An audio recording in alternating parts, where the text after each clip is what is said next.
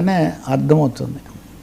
Sir, ఉపాధి హామీపై వేటు, గాంధీ బదులు రామ్ చాలా biggest topic of the day ఏంటంటే ఈ నరేగా మహాత్మా గాంధీ అనేది 2009లో కలిపారు. 2005లో ఈ ఉపాధి national rural employment guarantee scheme అనేది తెచ్చినప్పుడు ఏదైనా అప్పుడున్న యూపీఏ ప్రభుత్వం అనేక విషయాల్లో కుంభకోణాలు అవి ఇవి తర్వాత వచ్చాయి. కానీ మొదట్లో మంచి నోట్తో అది right to information, right to work, right to employment ఇటువంటివి అనేక మంచి పాజిటివ్గా మొదలయ్యాయి. దీనికి ఒక ముఖ్యమైన కారణం అప్పుడు వామపక్షాల మద్దతు, తర్వాత ఇతర పార్టీల మద్దతు మీద యూపీఏ ప్రభుత్వం ఆధారపడి ఉంది. సో వామపక్షాలు కూడా మా ప్రభావంతోనే నరేగా వచ్చిందని వాళ్ళు గట్టిగా చెప్పేవాళ్ళు. గ్రామాల్లో కరువు, లీన్ సీజన్ అనేది పల్లెల్లో సర్వసాధారణం. లీన్ సీజన్ అప్పుడు పనులు ఉండవు, వాళ్ళకు పూర్తిగా లోబడి ఉండాలి. చాలా వ్యవసాయ కార్మికులు, గ్రామీణ పెద్దలు చాలా కష్టపడేవాళ్ళు. అప్పుడు గ్రామీణ ఉపాధి పథకం అనేది ఒక హక్కు, పని చేసే హక్కు కల్పిస్తున్నాము అని పని హక్కులో భాగంలాగా ఇది వచ్చింది. ఒక ముగ్గురు సామాజిక కార్యకర్తలు కూడా, అరుణారాయ్, జీన్ డెబ్రీస్, తర్వాత నిఖిల్ డే, వీళ్ళు కూడా ఈ విషయంలో చాలా రైట్ టు వర్క్ ఈ విషయంలో చాలా పనిచేశారు. సో ఒక హక్కుగా అది వచ్చింది. ఈ ప్రభుత్వం వచ్చినప్పటి నుంచి దానికి నిధులు తగ్గిస్తూ వస్తున్నారు. పైగా రాష్ట్రాలు ముందుగా వాళ్ళకి ఇచ్చినటువంటి డబ్బులు మళ్ళీ రాష్ట్రాలకు రీఇంబర్స్ కూడా చేయట్లేదు. చాలా ఆర్థికమైన సమస్యగా కూడా ఉంది. మూడోది పెద్ద ప్రచారం దీని మీద. పల్లెల్లో ఎవడు పనిచేస్తున్నాడు, ఎవడొస్తున్నాడు పిలిస్తే అసలు ఊరికనే డబ్బులు ఇచ్చి పోషిస్తున్నారు ఈ పద్ధతిలో. నాలుగో సమస్య ఏంటంటే శాశ్వత ఆస్తులు, వనరులు, అసెట్స్ కల్పించడానికి దీనికి పని కల్పించాలని. కానీ దీంట్లో యంత్రాలను తీసుకొని వచ్చి ఆ డబ్బులు వాళ్ళకి ఇవ్వకుండా చేయడం అనేక జరిగాయి. ఆడిటింగ్ లోపాలు ఇవన్నీ కూడా జరిగిన మాట నిజమే. డబ్బులు కూడా రాలేదు. అంతకంతకు పని దినాలు కూడా తగ్గిపోతూ వచ్చాయి. ఇప్పుడు జరగాల్సింది ఏంటంటే దాన్ని ప్రక్షాళన చేసి మరింత పటిష్టం చేసి ఎక్కువ మందికి పని కల్పించండి అని వ్యవసాయ కార్మిక సంఘాలు, రైతు ఉద్యమాలు ఇవన్నీ అడుగుతుంటే ప్రభుత్వం ఇప్పుడు దాన్ని పూర్తి రివర్స్ చేసింది. దీన్ని చేసేసి ఇక మహాత్మా గాంధీ పేరు తీసేసింది. మొన్ననే కదా వందే మాత్రము, స్వాతంత్రోద్యమము, నెహ్రూ ఏం చేసినా కనీసం గాంధీ పేరు తీసేయలేదు కదా. నెహ్రూ మీద దాడి చేస్తే ఓకే, మహాత్మా గాంధీ గారి పేరు ఎందుకంటే తీసేయడం? గాంధీ గారు ఏం తప్పు చేశారు? ఇండియా లివ్స్ ఇన్ విలేజెస్, భారతదేశం గ్రామాల్లో జీవిస్తుంది అనే గొప్ప మాట చెప్పినటువంటి వ్యక్తి గ్రామీణ భారతంతో. మహాత్మా గాంధీ గ్రామీణ భారతాన్ని కదిలించిన తర్వాతే స్వాతంత్ర పోరాటం విశాలమైన రూపం తీసుకుంది, అందరికీ తెలుసు. అటువంటి దానికి ఏదో రకరకాల ట్రిక్కులు చేసి ఎంప్లాయ్మెంట్, రోజ్గారీ అనే దానికి అజీవ కల్పన అని ఒక తెచ్చిపెట్టి ఇవన్నీ చేసి వికసిత్ భారత్ జీ రామ్ అని రామ్ అని వచ్చేటట్టుగా. సార్ గాంధీ గారే జీవితం అంతా రఘుపతి రాఘవ రాజారాం, పతీత పవన్ సీతారాం అనుకుంటూ బతికాడు సార్. ఆ గాంధీ గారిని తీసేసి రాముడి పెడితే రాముడు కూడా బాధపడతాడు, నాకు ఇంతకంటే భక్తుడు ఎక్కడ దొరుకుతాడని. కాబట్టి ఇక్కడ ఎంతసేపటికి కూడా గాంధీ గారు అంటే స్వాతంత్ర పోరాటం, అదే వందే మాత్రం గురించి మాట్లాడుతూ స్వదేశీ అన్న పేరే తలవలేదు కదా అమిత్ షా గారు.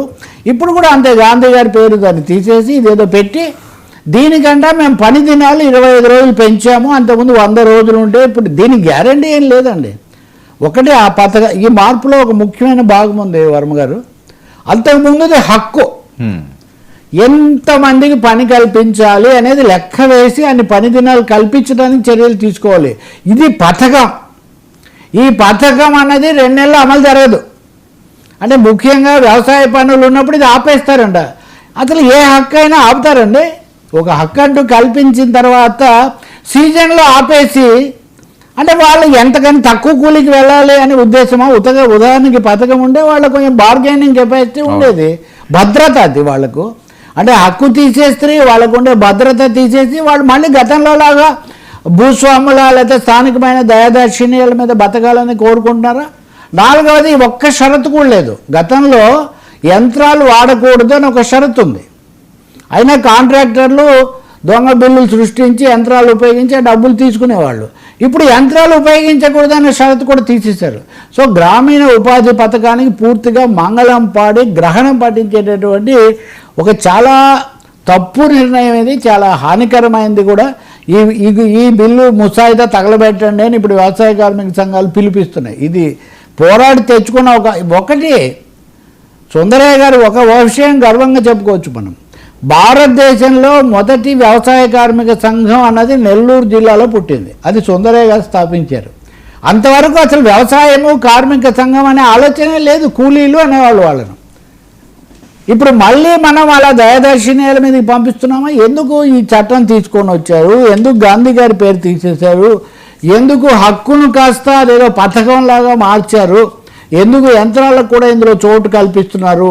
లాస్ట్ బట్ నాట్ లీస్ట్, ఈ పథకానికి 90% డబ్బులు కేంద్రం ఇస్తే 10% రాష్ట్రాలు.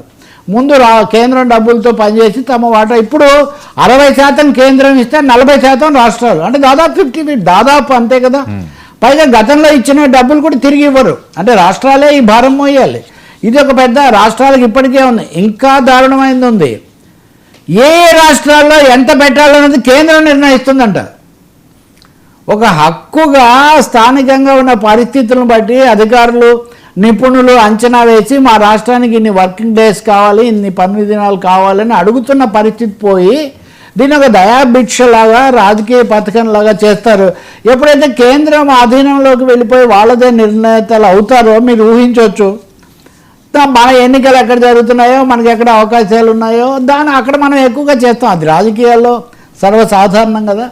కాబట్టి ఇది ఒక తీవ్రమైన విషయం. దీని మీద దేశంలో నిపుణులు చాలా ఆందోళన పడుతున్నారు. నేను ఇందాక చెప్పినట్టుగా నితిన్ డే ఒక ముఖ్యమైన ప్రకటన చేశాడు, అరుణ రైట్ లాంటి వాళ్ళు. దాన్ని ఇదే మారిపోయింది అసలు, ది వెరీ పర్పస్ అనే దాన్ని కూడా దెబ్బతీసేశారు అని. కాబట్టి చాలా కీలకంగా ఉంది. ఇప్పటికైనా రాష్ట్రాలన్నీ కలిసి దీని మీద గొంతు విప్పాల్సిన అవసరం ఉంది. రాజకీయ తేడాలు లేకుండా ప్రతిపక్షాలు అన్నీ కూడా గొంతు కలిపితే తప్ప దీన్ని మనం కాపాడుకోలేం. గుజరాత్లో చాలా తక్కువ తెలుసా దీన్ని అమలు జరపడం. నమూనా చెప్పాలంటే బాగా అమలు జరిపిన బెంగాల్, కేరళ, కర్ణాటక కొన్ని ఉంటాయి. ఆంధ్రప్రదేశ్ వయా మీడియాగా ఉంటుంది. కాబట్టి మన రాష్ట్ర ప్రభుత్వం కూడా, 2 తెలుగు రాష్ట్రాల ప్రభుత్వాలు కూడా దీనికోసం గట్టిగా నిలబడ్డాం. ఆ బడ్జెట్, దీన్ని లేబర్ బడ్జెట్ అన్నారండి, రూరల్ లేబర్ బడ్జెట్. ఇది ఇట్స్ నాట్ ఏ స్కీమ్. కాబట్టి చాలా దిగ్భ్రాంతికరమైన నిర్ణయం ఈ సమయంలో. గాంధీ గారి పేరు తీయటం ఇంకా అదనం, అది ఎక్స్ట్రా.